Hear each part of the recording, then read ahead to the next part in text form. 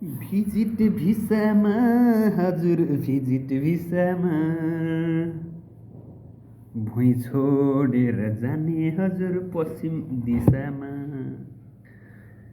भनेर अब नेपाल सरकारका उच्च ओहदामा रहेका गृह मन्त्रालयका कर्मचारी, गृहमन्त्री, एयरपोर्टका कर्मचारीहरू जय होस्, देशको जय होस्, जय होस्। अरू केही गर्न नसके पनि सेटिङ चाहिँ गर्न सक्छ है नेपाल सरकारले। अरू भने त्यस्तै हो,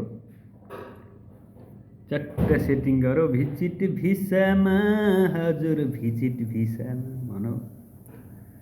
हाम्रो लेखक दाइले अनुसन्धान गर्नको लागि राजीनामा दिए हुन्छ दाजु, राजीनामा दिनुहोस्। प्रहरी भन्थे दाइले त, प्रहरीले गर्ने हो, प्रहरीले गर्छ, प्रहरीले गर्दैछ भन्नुहुन्थ्यो। अब तपाईँकै पालो आइ के हो दाजु, के गर्नुहुन्छ त हो दाजु? अनि कोही चाहिँ चुई चुक्क बोल्दैन त हो एमाले काङ्ग्रेसहरू त।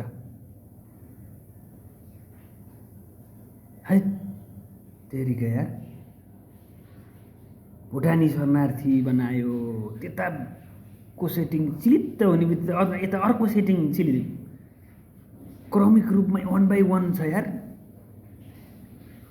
पाठ लेसन 1 सकिएपछि लेसन 2 भने जस्तो यार, पाठ 1 सक्यो, पाठ 2, पाठ 3 रेडी छ होइन सबै।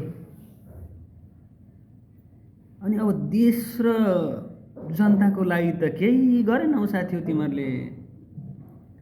खाली कुर्सी र पैसो, खाली कुर्सी र पैसो। पाप लाग्छ हौ साथी हो, पाप लाग्छ, यस्तो नगर है। अनि काङ्ग्रेस एमालेका नेताहरू छौ नि तिमीहरू,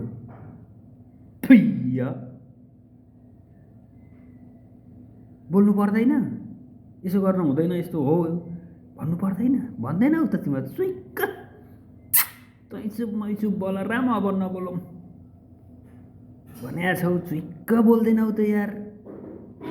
देश त डुबाइसक्यौ त यार साथी, देश त डुबाइसक्यौ त। के गर्ने त अनि? अब सब सेटिङमा अब जनता जति सब भिजिट भिसामा बनाउने, पठाउने, तिमीहरू नेपालमा बस्ने, लुटेर खाइरहने, यही हो अब। एमाले काङ्ग्रेसका नेताहरू के भएको हो तिमीहरू यार? थुइया। अनि अरू दल, अरू पार्टीहरूले यस्तो गर्यो भने त बुरुक बुरुक बुरुक उफ्रिन्छौ त यार।